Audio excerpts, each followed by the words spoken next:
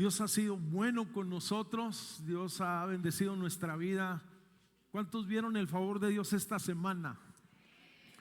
Estamos agradecidos, por eso es que estamos aquí y le estamos adorando. Sea muy bienvenido. Tenemos algunos anuncios importantes de esta semana. Martes seguimos con discipulado y oración, como lo hemos estado tocando, temas muy interesantes, buenos, edificantes, formativos. Jueves reunión general, pero el próximo sábado hay un evento especial, Vida Plena.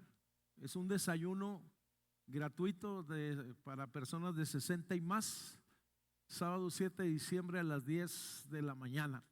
Después tenemos otro evento para el 13 de diciembre, ya entramos en diciembre, hermanos. Vamos a tener la posada de hombres, también es gratuito, ya está cocinándose en nuestra imaginación lo que vamos a dar, a compartir, así que ojalá que todos los hombres, es a las 7:30 o 7 de la tarde, ahí vamos a tener un tiempo especial. De igual manera, el 14 de diciembre los jóvenes tienen su posada de jóvenes. Bueno, creo yo que la van a tener aquí. Para más información ahí nos la estarán compartiendo brevemente.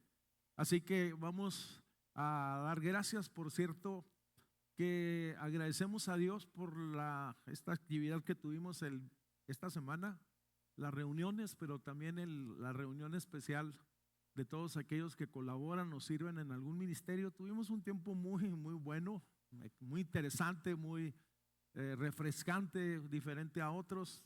Nos sentamos a la mesa, las hermanas que decoraron lo hicieron impresionante, los que cocinaron igualmente, y un ambiente de fiesta, de gozo, muy sano, muy saludable en todos los aspectos. Así que le invitamos a las actividades que tenemos en la semana. Solamente le comentamos que la pastora Daniela y el pastor Ramiro tomaron unos días, les llegó una bendición y les patrocinaron por ahí unas buenas vacaciones y van a estar fuera unos días. El próximo domingo va a estar con nosotros el papá de nuestro hermano, el evangelista Ramiro Camero. Estará compartiendo la palabra el próximo domingo. Así que vamos a ir a la escritura en este momento. Vamos a ir al Salmo 147, versículo 3. Esperemos que no se nos haya olvidado ningún anuncio, algo importante. Muy bien. El tema que yo quiero compartir con ustedes este día es muy interesante y creo que nos incluye a todos. Muy bueno, muy interesante. Dice el Salmo 147, versículo 3. El que sana a los quebrantados de corazón y venda sus heridas. El tema es secuelas de Egipto. Ponga su mano en el corazón. Dígale: Señor, habla mi vida. Edifícame en tu palabra.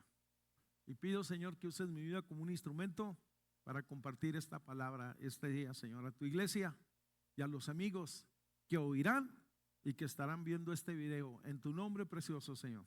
Amén. Siéntese, por favor. Porque bien podría llamarse secuelas del pasado, pero hago alusión a secuelas de Egipto por lo acontecido con el pueblo de Israel. Después de que estuvo más de 400 años viviendo como prisioneros en tierra de Egipto, salen en libertad, pero experimentan algunas secuelas o padecimientos por causa de lo vivido. Cuando sanamos los recuerdos de nuestra vida, el presente, por eso pusimos esa foto intencionalmente. Cuando sanamos los recuerdos dolorosos del pasado, el presente se ve de otra manera, completamente diferente, hermanos. Fíjese que esto tiene una aplicación en todos los sentidos, en los sentidos espirituales, desde luego, en los emocionales, en el sentido de nación. El pueblo en algún momento dado como nación, ellos tuvieron secuelas que los afectaron mucho en su caminar, pero aún fíjese que pueden condicionar situaciones del pasado hasta en los animales, y esto es lo impresionante. Por ejemplo, eh, yo no sé cuántos les tocaba, les gustaba ir al circo, y a mí me gustaba ver principalmente donde estaban los animales ahí. Ponían un stand, una carpa con los animales, y me llamaba mucho la atención que esos gigantes, ¿no? Esos animales de más de 1 tonelada de peso, oye, los tenían atados a una pequeña cadena y los tenían atados a una estaca. Y lo impresionante es que esos animales tenían la capacidad, con tan solo un movimiento, poder romper la cadena. Y una vez me llamó mucho la atención, porque vi que a un animalito de esos no lo tenían atado con una cadena, sino con una soga. Y yo dije, wow, hasta yo pensé, dije, cuando quiera se va. Pero como fueron condicionados desde pequeños, nacieron en cautiverio, y por esa razón fueron sometidos, y fueron sometidos con violencia, y fueron atados y fueron golpeados, porque esa es la forma de domar, si se puede decir, con violencias, con castigos. Llegó el momento en que esos animalitos son sometidos. Lo mismo pasa en la doma de caballos, es exactamente lo mismo. Entonces es impresionante que pudiendo salir y ser libres, no son, porque ya están condicionados. Pero fíjese, hablando de secuelas, si estamos hablando de esto, el pueblo de Israel había tenido una experiencia por generaciones, 8 generaciones, más de 400 años en la tierra de Egipto. Oye, estuvieron presos o prisioneros bajo el látigo de Faraón, hasta que llegó, Dios envió a Moisés para liberarlos. Los tomó como su pueblo, no solamente los liberó y les prometió que les daría un lugar para que vivieran. Y si Dios los había adoptado como hijos, entonces ellos tendrían una historia propia de ser llamados hijos de Dios. Pero vemos que cuando ellos salen de Egipto, había secuelas que los marcaron y les estorbaron en todos los sentidos. Cuando hablo de secuelas, aún en el aspecto físico, pasó la pandemia, y después de la pandemia, y a lo mejor hasta la fecha, algunos han seguido con secuelas, con dolores o con situaciones muy particulares que dejaron esas cosas, que marcaron nuestra vida y que nos recuerdan que tuvimos una experiencia médica o física que nos ha limitado y nos sigue molestando de tiempo en tiempo. Es interesante, por lo tanto, entonces la primera declaración, que las secuelas del ayer te pueden impedir el vivir hoy. Y quisiera enfocarlo en el aspecto emocional, pero también en el aspecto espiritual. Las secuelas de Egipto, cuando digo las secuelas de Egipto, son las secuelas del pasado, te impiden vivir el presente porque te mantienen enclavado en el pasado. Oye, te estacionan en el ayer, te obstruyen en la vida y en la fe, y en ocasiones se han convertido hasta en traumas, que no podemos disfrutar el presente ni las bendiciones que Dios da, ni una familia que Dios nos ha entregado, y no tenemos la capacidad de soñar o anhelar o ir más adelante, porque fuimos marcados. Y yo digo que nos incluye, porque la realidad de las cosas es que la mayoría de los que estamos aquí, de los que nos escuchan, tuvieron situaciones complicadas en el pasado. Bien pudo haber sido un divorcio, bien pudo haber sido una decepción, bien pudo haber sido una crisis de lo que sea, y un vicio, una atadura, situaciones, y que todavía estás lidiando con situaciones del ayer. Es una realidad, tus circunstancias pasadas no pueden cambiarse, pero tú sí puedes cambiar. Las circunstancias no, eso ya sucedió. El Señor nos da la oportunidad de un nuevo comienzo, y no solamente de eso, sino de igual manera nos invita y nos anima a que sigamos adelante. Cuando vemos Filipenses capítulo 3 versículo 13, Pablo escribía y decía: hermanos, yo mismo no considero haberlo alcanzado todo, pero una cosa hago, olvidando lo que queda atrás y extendiéndome a lo que está adelante.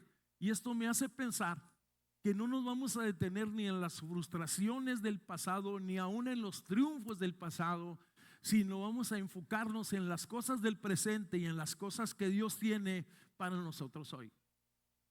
Hablando de secuelas, yo quiero solamente mencionar, porque son varias, 3 secuelas que imposibilitaron a Israel como nación y que estuvieron ahí impidiéndoles inclusive llegar a la tierra prometida. Y ahorita vamos a hablar un poquito sobre eso. La primera secuela es la secuela de la identidad. Oye, Dios había hecho una declaración y dado una promesa impresionante, como un cheque en blanco. Imagínate que Dios te dijera unas palabras como estas, Éxodo capítulo 6 y versículos 7 y 8. Y le dijo a la nación de Israel: los voy a tomar por mi pueblo y yo voy a ser su Dios, y vosotros sabréis que yo soy Jehová vuestro Dios, el que los sacó debajo de las tareas pesadas de Egipto. Y no solamente los voy a sacar, sino que los voy a llevar a la tierra por la cual alcé mi mano, jurando que la daría a tu padre Abraham, a Isaac y a Jacob, y yo se las voy a heredar. Y luego al final firma y dice: yo Jehová. ¿Quién firma? El Señor. Eso es lo impresionante. Una declaración es un cheque en blanco para que tú lo llenes y digas: yo creo, yo lo tomo, yo recibo lo que Dios está diciendo. Oye, la primera secuela entonces es la secuela de la identidad. Me impide vivir en el presente. La identidad en sí mismo es la conciencia que tiene una persona respecto de sí mismo, que se convierte en alguien distinto a otras. Identidad determina tu función en la vida, te da valor para ti mismo y lo que tú haces, pero también te potencializa en los aspectos de la vida y de la fe. El pueblo de Israel pasó años en el cautiverio, y esa generación que fue liberada, oye, no conocía otra forma de vida, no conocían, oye, sino lo que es el cautiverio: levantarse por la mañana, ir y sembrar los campos de los egipcios, vamos, ir a hacer ladrillos, ir a construir. Y por cierto, que en ese entonces Egipto era mega Egipto, una ciudad deslumbrante, una ciudad atrayente, un imperio mundial, oye, que se sostenía con mano de obras de esclavos. En otras palabras, muchos fueron atraídos por el vislumbre y la riqueza y el poder que tenía Egipto, y eran conquistadores en todos los sentidos. Pero detrás de esas conquistas estaba el aspecto social, pero también espiritual. ¿Por qué digo que social? Porque eran llevados prisioneros y morían de forma infrahumana, o sea, morían lastimosamente. Y en el sentido de espiritualmente, oye, tenían la capacidad de robar sus sueños, de robar su libertad y también de confundir su identidad. Por 8 generaciones estar sumergido y solamente viendo y escuchando y pensando que eso es, no había otra cosa. Vamos, si tú le preguntaras a un topo, a uno de esos animales terrestres, oye, que cómo es el mundo, te va a decir que tiene una entrada, que tiene lombrices y que tiene tierra y que no hay otra cosa. Pero si tú le preguntas a un águila que cómo es el mundo, te va a decir que tiene mares, que tiene sol, oye, que hay agua, que hay peces y que puedes volar libremente sobre los, y que nadie te va a hacer nada, que eres rey de las alturas. Eso es impresionante. Oiga, la realidad de las cosas, Egipto había logrado penetrar, y puedo decir que el sistema presente tiene algo de Egipto. El sistema presente que predomina quiere cautivar y confundir no solo los jóvenes, sino a esta generación con sus propuestas, con su forma de pensar, con su forma de actuar. Eso es impresionante, que quiere atraparlo y seducirlo y mantenerlo, oye, lejos de las cosas de Dios, robar su identidad que es en Cristo. Imagínate todo el dolor humano, todo el sufrimiento que experimentaron por generaciones, obligados a trabajar de sol a sol, oye, tratados con crueldad y despojados de su dignidad. Es más, ellos podían quitarle la vida a los esclavos. Ellos podían inclusive castrar a los esclavos. Esa es la realidad, quitar su potencial en todos los sentidos. Por eso es cuando tú ves la historia del pueblo de Dios, había hasta una orden de exterminio contra todos los varones que nacieran cuando nació Moisés, porque ellos tenían un dominio total. Y qué importante es estar claro que el sistema presente no robe nuestra forma de pensar, ni quiénes somos en Dios, porque somos salvos, perdonados, transformados, hijos de Dios. Y si estás de acuerdo conmigo, di amén. Estas heridas emocionales no se curaron con la liberación física cuando Moisés los saca. Dejaron una marca profunda en cada uno de los israelitas. Eran libres físicamente, pero emocionalmente había muchos pensamientos y acciones de esclavos. Vamos, estaban restringidos, como lo comenté hace un momento, como esos elefantes de circo.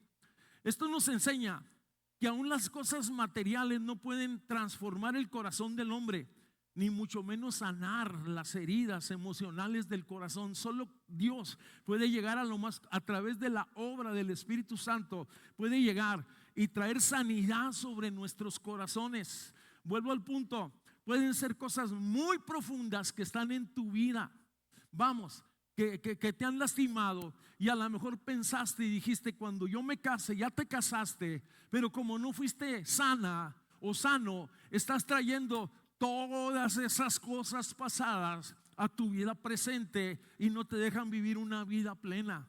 Vamos, más si vienes de una familia disfuncional, una familia donde, vamos, donde no existían la verdad de Dios ni los principios de Dios.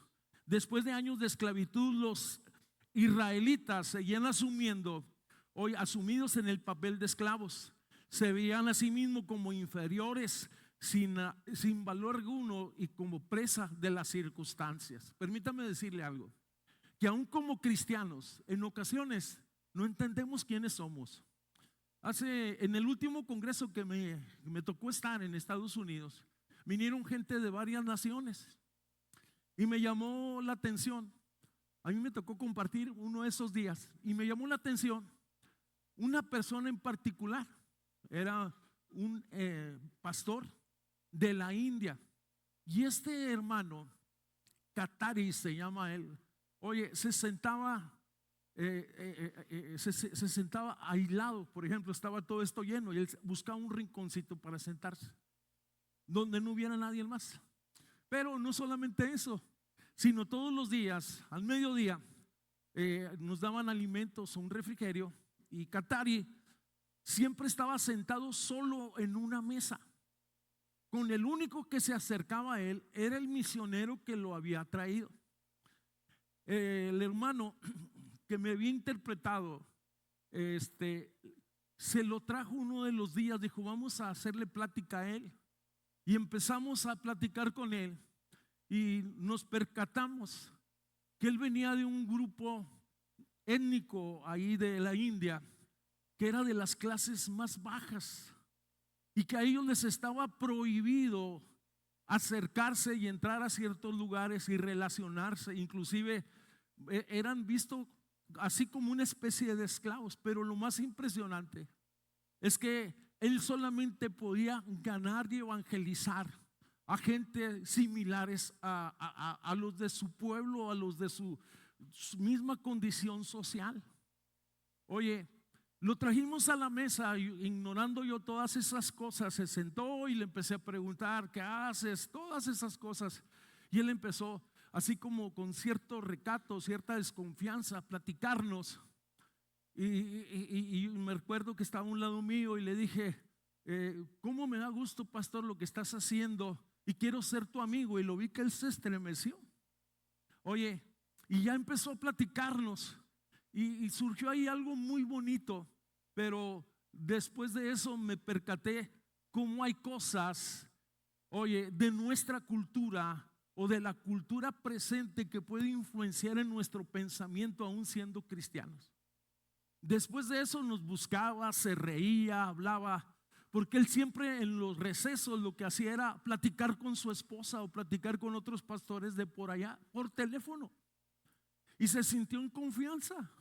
Oye, impresionantemente, hay alguien mayor que nosotros que descendió del cielo, se hizo hombre y habitó entre nosotros, y se llama Jesús, y nos dio posición, y nos dio identidad, y nos dio esperanza, y nos dio vida. Y por eso hoy estamos aquí reunidos y sabemos que somos hijos de Dios y somos candidatos al cielo, y vamos, y somos bendecidos por medio de Él para gloria de Dios Padre. Si lo crees, dale un fuerte aplauso al Señor. Vamos.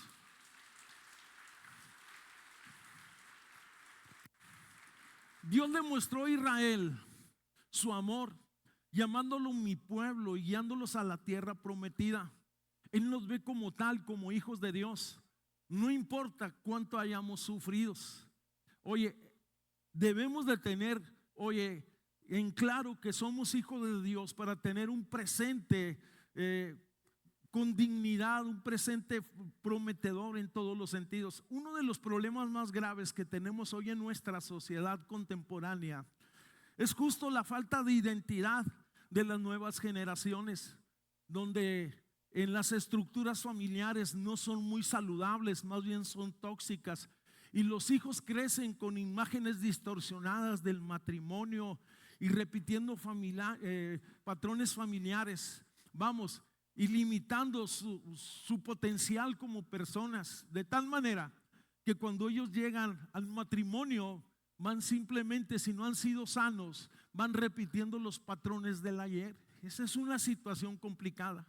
Ahora, en este sentido que estoy hablando, es interesante cómo Dios nos ve como sus hijos, pero el otro punto es cómo yo me veo delante de Dios y en la iglesia de Dios.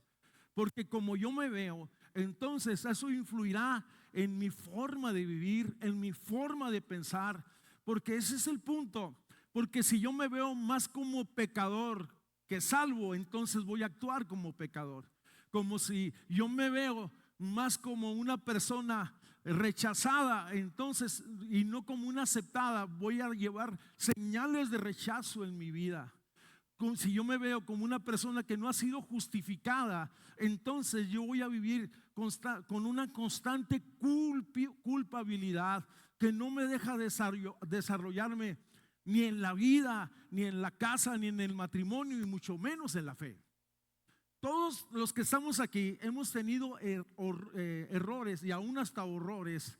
Oye, pero la escritura dice que fiel y justo es el Señor, que si confesamos nuestros pecados, Él es fiel y justo para perdonar nuestros pecados, y que somos salvos por gracia, salvos por fe, no lo merecíamos, y hemos sido adoptados y somos parte de la familia de Dios.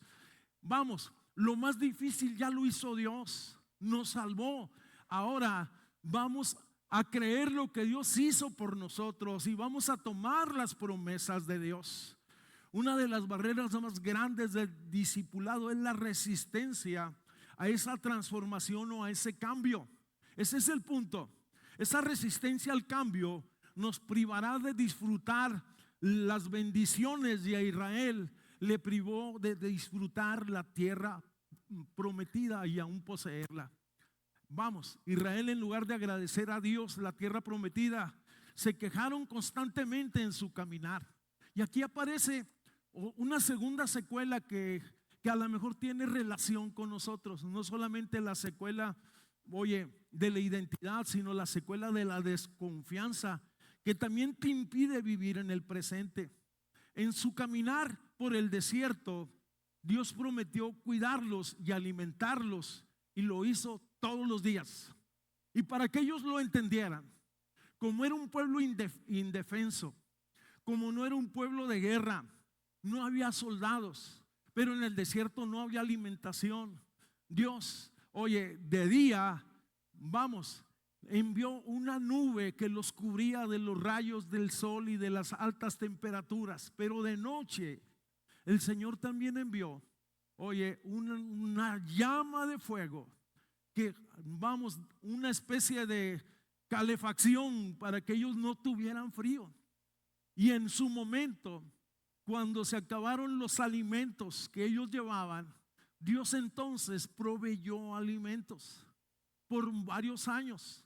y eso se le llamó maná. Es más, es impresionante que todos los días, diga conmigo, todos los días, oye, descendía del cielo, vamos, como hojuelas de maíz o hojuelas pequeñas que llenaba el campo.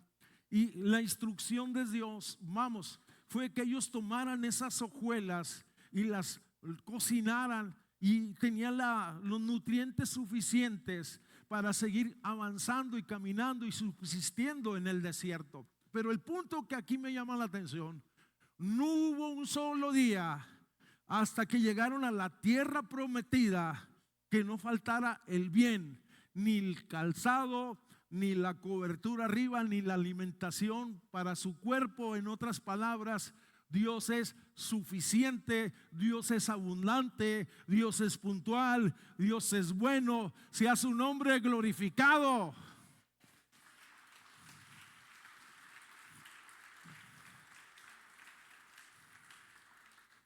Fíjese,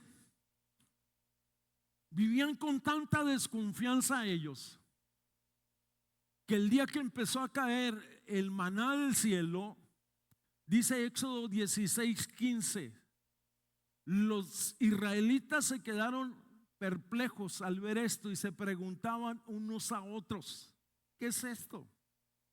En otras palabras, porque no tenían idea de lo que era. Entonces Moisés le dijo: este es el pan que el Señor les ha dado para subsistir o para comer. Qué impresionante es esto, hermano. Dios es bueno.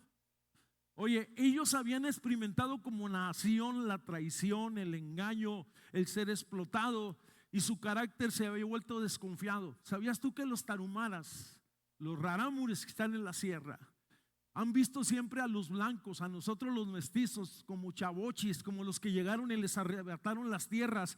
Y uno de los problemas más grandes que tienen los misioneros es precisamente eso: poder entrar y ganarse la confianza de ellos, porque por años fueron despojados. Pero volvemos al punto: si lo aplicamos esto, muchas veces vamos nosotros caminando en la fe, dudando de la provisión, de las promesas de Dios, y vemos el cielo con desconfianza y actuamos de esta manera, en otras palabras.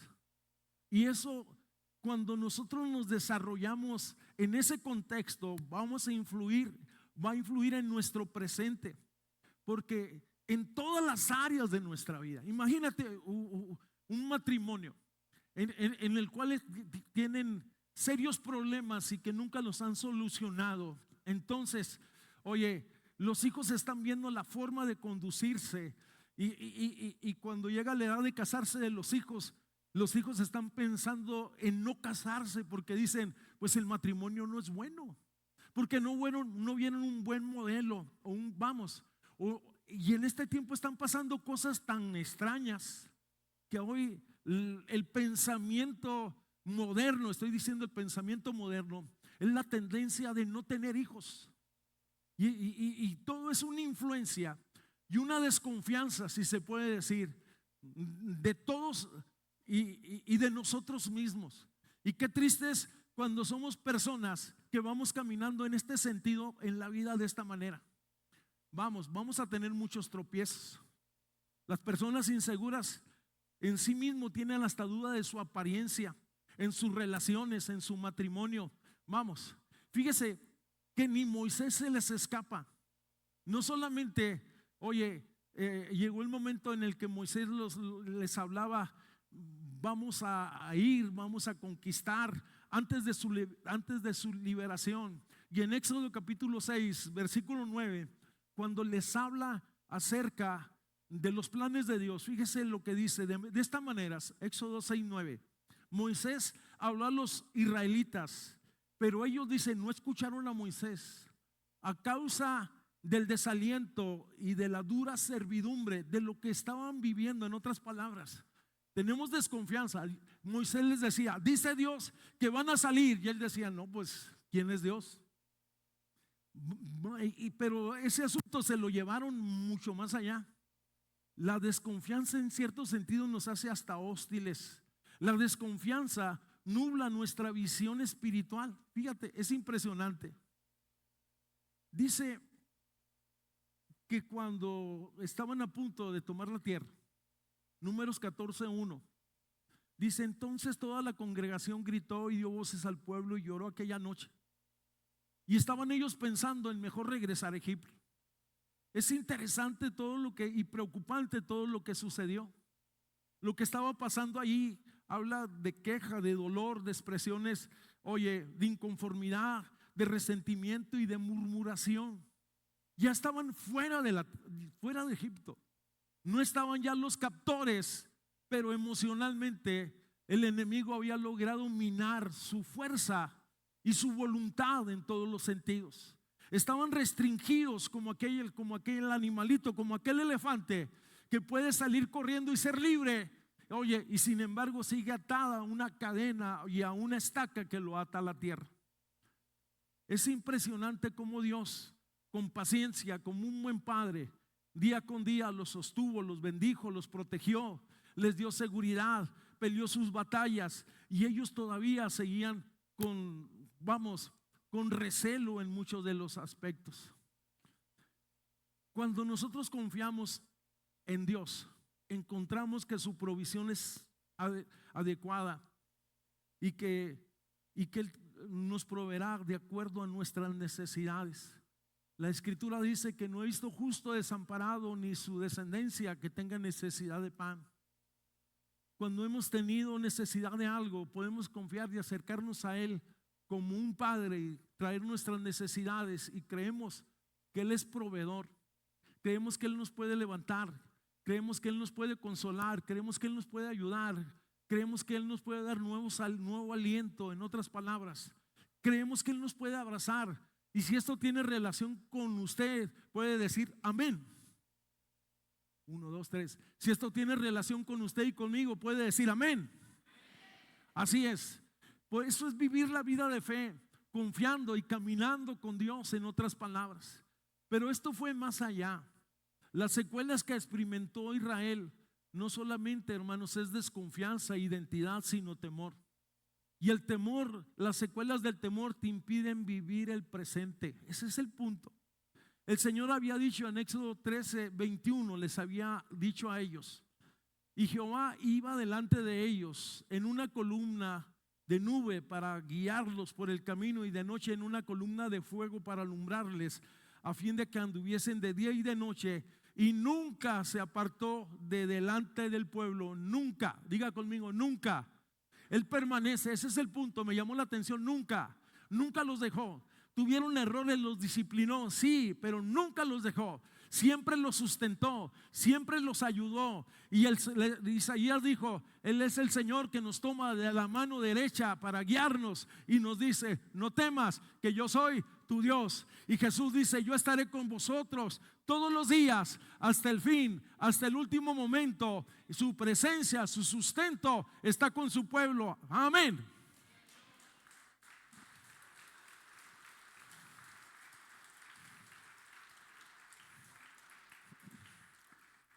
En el plano natural, los israelitas pudiéramos justificarlos y decir: bueno, pues son muchos los enemigos, no tienen armas, pero tenían al Señor como escudo, como fortaleza. Vamos, y sobre todas las cosas, Él los condujo por el desierto. Estaba la protección y la provisión de Dios palpable sobre sus vidas. Así como Dios nunca los abandonó en su travesía y en su caminar, tampoco nos abandona en nuestras luchas, ni en nuestros desiertos, ni en los momentos difíciles, o cuando estoy en una crisis económica, o cuando estoy en una crisis médica, o cuando me han dado un diagnóstico severo. Él está ahí, Él está presente, que nos toma de la mano y dice: no tengas miedo, sea su nombre glorificado, hermanos. O cuando hay problemas en la casa, Él está presente. Oye, no solo cuando hay abundancia, cuando hay tiempos buenos, pero también cuando hay tiempos malos. Él nos hace pasar por encima de las circunstancias. Fíjese lo que dice Isaías capítulo 41, versículo 10, no temas, dice, porque yo estoy contigo, no desmayes, porque yo soy tu Dios, que te esfuerzo, siempre te ayudaré y siempre te sustentaré con la diestra de mi justicia. Y usa mucho la palabra siempre. Y yo digo, Dios es fiel siempre, Dios es bueno siempre, Dios es justo siempre, Dios es mi protector siempre. Dale un fuerte aplauso al Señor, bien fuerte. Voy a pedir al hermano que me ayude, al hermano Lara. Nos ayude aquí al teclado, por favor. Es impresionante. Wow. El problema de como humanos, voy a decir algo que soy medio raro, pero hay veces cuando no hemos entendido, hay personas que están heridas en la vida y se van conduciendo con secuelas en su vida que no sanaron el ayer, y suelen sacarle provecho a sus heridas, porque así controlan y manipulan relaciones matrimoniales y en el noviazgo, o de padres a hijos. Es impresionante. Yo lo decía en la mañana, que enseguida en mi casa vivía un hombre que ya 20 y tantos años y todavía lo mantenían y le daban para sus vicios, y el día que no le daban, y siempre andaba muy guapo, yo no sé dónde sacaba para botas y camisa nueva. Pero una de las cosas que hacía, me tocó verlo. Por mi casa había así como una escalerita para subirse a la barda, y luego empezaba a gritarle a su mamá, mamá, cuando no estaba el papá, mamá. Y le decía, si no me das, no me acuerdo, me voy a tirar de la barda. Soy así como raro, ¿no? Que un peladote peludo de 20 y tantos años se quiera tirar de la barda porque su mamá no le va a dar 100 pesos. Pero un día llegó el papá temprano, y el que salió al patio de la casa fue el papá, y lo dijo, ah, sí, dijo, pues tírate ya, dijo, que me cansaste. Pregunto, ¿hasta cuándo quieres sacarle provecho a tus heridas emocionales? ¿Por qué no dejar que el Señor las cierre? Porque hay veces somos muy curiosos, asumimos, los humanos somos muy curiosos, que podemos nosotros sacar provecho de esas cosas. ¿No ha oído esa frasecita que dice, pobrecito de mi hijo? Pobrecito, ¿por qué? Tiene vida, tiene salud, tiene educación, tiene casa, no paga renta, no paga luz. ¿Por qué es pobrecito? Porque sientes culpabilidad. Yo no sé por qué estoy hablando esto, Y quieres compensar tus errores del pasado y no buscar la solución a tu sanidad. Y voy a decir esto con mucho respeto hacia todos. Principalmente esto funciona mucho en las personas que se divorcian. Pobrecito de mi hijo, porque ya lo dejé con papá. Pero ¿cómo vas a vivir con un viejo abusón o una persona manipuladora? Dios quiere hacer algo. Primero que nada, salvarte, y segundo, quiere sanarte. Porque en ocasiones todas estas secuelas que no hemos dejado que Cristo traiga vida y sanidad, las traemos a la vida cristiana, hermanos. Desconfianza, identidad, temores, todas esas cosas, y nos imposibilitan a usted y a mí, que no hemos soltado esas cosas, a vivir una vida plena cristiana. Qué impresionante que Israel haya sido liberado por Dios, esa generación, protegido por Dios, orientado, exhortado, animado.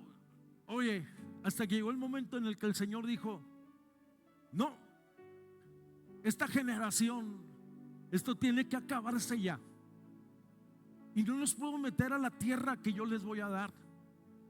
No pueden alcanzar, o no van a alcanzar lo prometido sino la siguiente generación, a excepción de dos, Josué y Caleb, porque hubo un pensamiento diferente, no de esclavo, no de pobrecito de mí, sino de alguien que estaba dispuesto a luchar y enfrentar la vida con fuerza. Deja de lamentarte ya de tu suerte. Te lo voy a decir por segunda vez. Deja de lamentarte de tu suerte, que eso no funciona en las cosas de fe. Lamentate más bien de tus decisiones. Pide perdón a Dios y levántate y haz algo diferente, y no sigas repitiendo patrones que van a afectar generaciones. Le voy a decir algo y con esto ahí cierro ya. La psicología dice que nosotros como padres tenemos la capacidad de reproducirnos en nuestros hijos, en los aspectos positivos, pero también en los negativos. Y yo me he fijado que en los negativos se potencializa todas esas cosas, más fuerte todavía. Tan solamente ve la historia de los hijos de Israel. Pero alguien tiene que decir basta, diga conmigo, basta. Porque tú tienes la oportunidad en tu familia y en tu vida de escribir una nueva historia diferente. Cierro con esto. Tercera vez. Dicen que los pastores pentecostales intentan 3 veces aterrizar el avión y hasta que pueden. Llegué a una conclusión. En esta generación que no pudo entrar y que como ninguna vieron la gloria de Dios, y que hay ahí 4 libros, 5 libros, 4 libros que hablan de todo lo que les sucedió, hubo algo que los detuvo: el engaño, nublando sus pensamientos, un corazón cautivo y anulando su fe y su forma de pensar.